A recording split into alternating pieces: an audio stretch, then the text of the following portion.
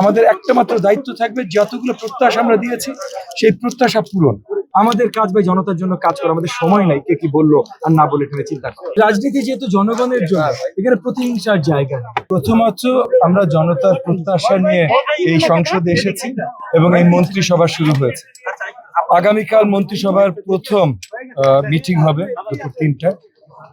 ইতিমধ্যে আমরা কি করতে চাই, জনতাকে কি দিতে চাই, সেই প্রত্যাশা জনতাকে আমরা দিয়েছি আমাদের ৩১ দফার মাধ্যমে, আমাদের নির্বাচনী ম্যানিফেস্টোর মাধ্যমে, এবং সেখান থেকে জনগণ সম্মতি দিয়ে আমাদের কাজকে এখানে নিয়ে এসেছে।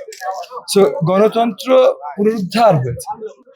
আগামী দিনগুলোতে আমাদের একটা মাত্র দায়িত্ব থাকবে, যতগুলো প্রত্যাশা আমরা দিয়েছি সেই প্রত্যাশা পূরণ।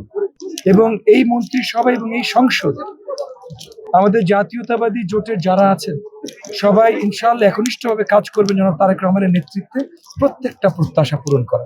মন্ত্রিত্ব একটা দায়িত্ব যেহেতু উনি দিয়েছেন, নিশ্চয়ই অনেক কিছু চিন্তা করে দিয়েছেন। আমরা সবাই ওনার নেতৃত্বে আস্থা রাখি।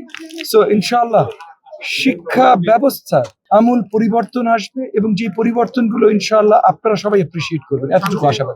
জি, রাজনীতি যেহেতু জনগণের জন্য, এখানে প্রতিহিংসার জায়গা নেই। রাজনৈতিক আমার কোনো প্রতিদ্বন্দ্বী যদি আমার সম্বন্ধে কোনো খারাপ মন্তব্য করে বা কিছু করে, সেটা তার নিজের পরিচয় সে নিজে দিচ্ছে। আমাদের কাজ ভাই জনতার জন্য কাজ করা, আমাদের সময় নাই কে কি বললো আর না বলে এখানে চিন্তা করা।